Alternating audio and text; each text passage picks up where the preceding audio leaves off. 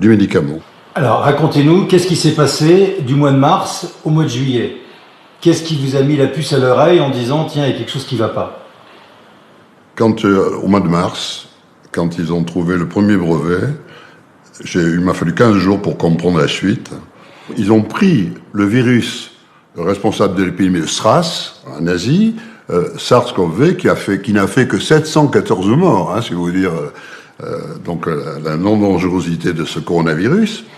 Et ils ont inséré la séquence d'ADN de la malaria, et puis ils ont inséré donc 157 segments d'ADN et de protéines.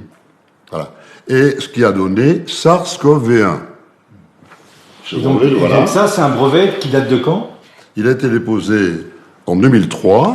Quand vous déposez un brevet en 2003, avec 158 insertions, c'est un boulot c'est le travail de 10 ans au moins. Et donc, ils avaient commencé dans les années 90. Ensuite, en 2011, ils ont pris un brevet, que vous allez voir, et de SARS-CoV-1, ils sont passés à SARS-CoV-2, c'est exactement la même chose. Voilà le brevet. Voilà. Il n'y a pas eu de manipulation, puisque c'est la même chose. C'est une continuation du brevet de 2003, il y a quelques jours. On a découvert qu'on avait pris un brevet sur les tests Covid-19, les tests pour détecter la maladie Covid-19, le 13 octobre 2015. Donc ils connaissaient le virus, ils connaissaient la maladie.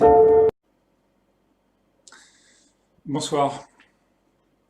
Depuis ma dernière vidéo de cette nuit, les choses ont évolué très rapidement.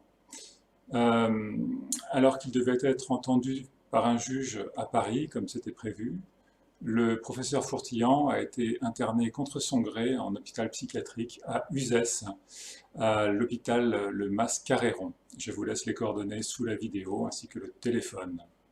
Alors l'idée de cette nouvelle vidéo, en accord avec ses proches,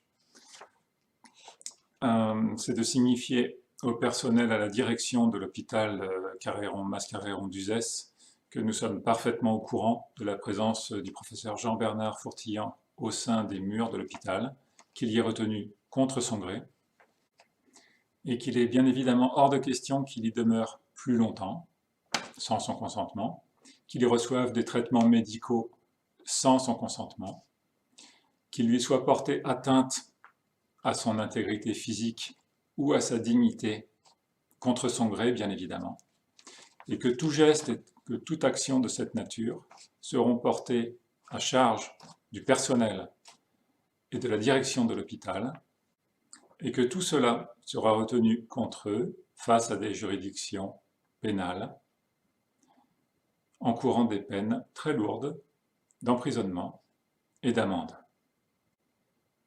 Alors dès ce soir, vous pouvez vous mobiliser, vous pouvez agir en téléphonant à cet hôpital, dont je vous laisse les coordonnées sous la vidéo.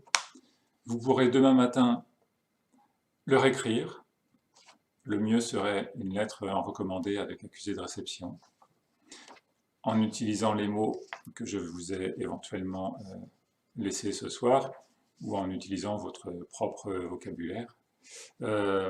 L'esprit étant de rester courtois, mais ferme.